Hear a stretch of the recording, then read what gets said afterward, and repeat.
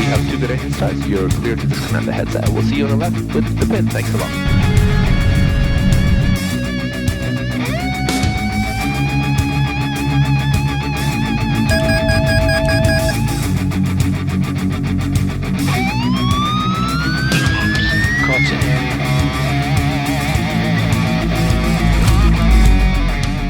What is going on, ladies and gentlemen? Welcome back to another video, and welcome to the F-18E Super Hornet in Microsoft Flight Simulator 2020, where today we will be flying one of the greatest low-level routes flown by the US military in the US over Sequoia National Park. So we're going to try and do this as realistically and as close to real life as we possibly can. Before we get started, make sure to check out my new website for buying and selling aircraft, WINGLIST. WINGLIST.aero is a place where anyone can advertise their flying machine in the best possible manner with up to 100 high-resolution photographs.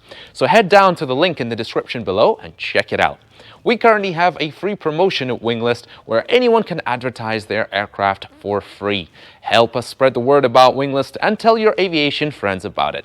So we are currently over Lake Isabella. Down to the right you see the West Dam, which is our initial entry point into this low-level Sidwinder route, as it's called. And this actually is a part of a much bigger route, but we're doing part of it today, which I'll show you now. So we're currently passing over Lake Isabella. We're supposed to maintain 3,000 feet or greater here, heading approximately north, and we'll be flying just abeam the town of Kernville, a little village of Kernville, and you'll see off the right hand side there there is a Kern Valley Airport, and we're supposed to maintain 3,000 feet or above AGL until we pass about 3 nautical miles north of it. So there's the airport just underneath our wingtip there now. So 3 miles north, which is coming up now here very shortly, we'll be dropping down a low level and following the valley through which the Kern River runs here. And we'll be following that up to a point which officially the military, I think, has a landmark there, which is called the Needles Watchtower, I believe. I don't think that's modeled in Microsoft Flight Simulator, although the scenery, etc. here is absolutely incredible, and the detail, the resolution here is just beyond spectacular, as I'm sure you'll see here in a second. After that point, the Needles Tower, which like I say is a little bit further up here on the Kern River, we are going to break off, follow right about a 45 degrees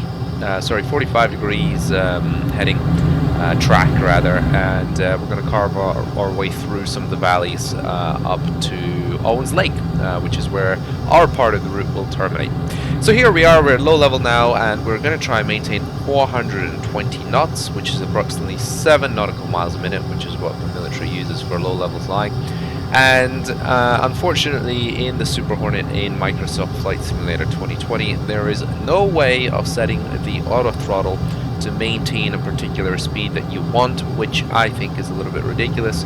Obviously the real aircraft has that, but I don't think that feature is implemented in Microsoft Flight Simulator, so we're going to have to do everything manually, try and keep it as close to 420 knots as possible. Obviously some places you have to use afterburner, and some places you have to throttle down. Now the idea here is we're trying to maintain 250 feet, or we're trying to aim for 250 feet. Obviously higher is safer, lower is not so safe, so and 420 knots. Now we're going to try and time our turns here in terms of picking the right racing line, and as you can see, you should always have a bit of a safety margin, and if you think you're not going to make a turn, make a climbing turn, you're always going to be on the safe side there. So we're going to try and do this as realistically as we can. Unfortunately, the valley is a little too tight to be flying 420 knots and to be able to make every turn, so you have to prioritize which turns you can and can't make, and where you need to do some climbing turns, and where you need to be a little bit careful, shall we say. So here, sometimes you got to cut the corner, sometimes you got to keep right or keep left, try and take the racing line, and that is the idea of the game, and that's what makes it fun and challenging. So here, as you can see, this turn was going to be extremely tight, coming off left and the right, then that's why we did a climbing turn and then drop back down into the valley. Fairly straight line here, and off in the distance there you can see some very distinctive rocks, which I, to be honest, don't really know if that is the way they are in real life. I would love if somebody could tell me what they're called, because I did actually have a look on Google Maps to see if there was a some sort of famous ground feature there that looked like them. Again, just cutting across some of these hilltops here because it's just a little bit too tight to follow in that valley, but dropping down into it again. Now, we won't actually be flying the entire Sidwinder route, and I'll show you a map of the entire thing. If you do want to fly the entire thing, I would say not quite as picturesque as this part in particular that we're flying through, this initial part from Lake Isabella northbound and then up to Lake Owens, or Owens Lake I should say. After that, you can cut across using the Jedi transition to the very famous Star Wars Canyon. But unfortunately, I think in Microsoft Flight Simulator, the way the terrain modeling of the photogenic scenery photogrammetry thing just isn't quite as nice. But although it is still great, I mean, it's still considerably better than anything you get in DCS World. But it's just not as spectacular as this route, this part of the route that I should say that we're doing. So you can go check it out. It is quite a long route if you want to fly the entire thing. It'll probably take you no less than 25 minutes to go the entire way. So make sure to bring some extra fuel with you. But anyway, at this point we're breaking off here from the current river itself. It'll fall to the left and we're going to come right here and carve our way through the valleys, choose our own racing lines, our own, basically our own route. We have a little bit more leeway in terms of how we want to fly this now because we don't have a specific valley or river to follow. So we are looking to be tracking approximately 045 to get to Owens Lake from here.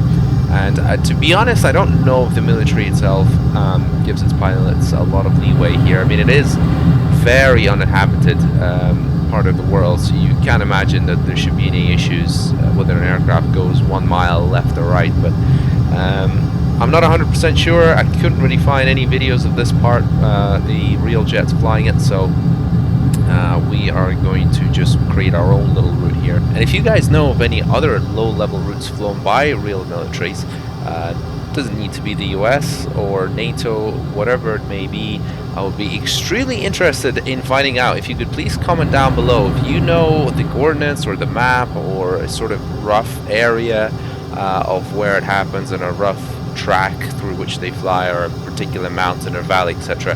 That would be absolutely fantastic, because this kind of information is actually not that easy to find. I mean, this is kind of a famous one, I think, the Sidwinder route, and the Star Wars Canyon, that's quite a famous one in the US. In the UK, they have the Mac loop, which of course is probably the most famous. If you type low-level route in Google, that's the one that comes up basically all the time as we're carving our way through some of these mountains, or rather not mountains, but some of this flat plateau on top of the mountains here to get to the exit heading out to Owens Lake.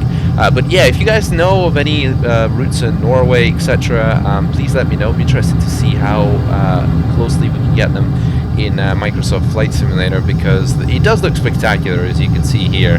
And I have tried Mount Rainier before, which you know, just to the east of Seattle. It didn't look quite as nice. I know there's a low-level route going there as well.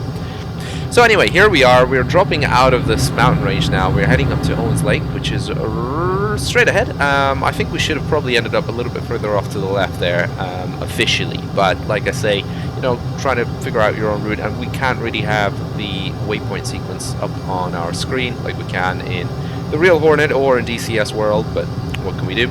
Anyway, if you want to fly the Jedi transition from here, from the lake, you just take a slight right there, and I believe it's tracking just a little more than 090 degrees, maybe 100 or so, and that will bring you up to a road that then leads you onto Star Wars Canyon, which is a very famous spot, so you can check it out yourself if you want. But anyway, this is where our part of the route terminates, so I hope you've enjoyed that video. If you have, please make sure to smash the living daylight out of the like button, subscribe for future videos, and make sure to check out my new website for buying and selling aircraft, WINGLIST, with the most quality aircraft listings out there. Hopefully I'll catch you in the next one. Adios.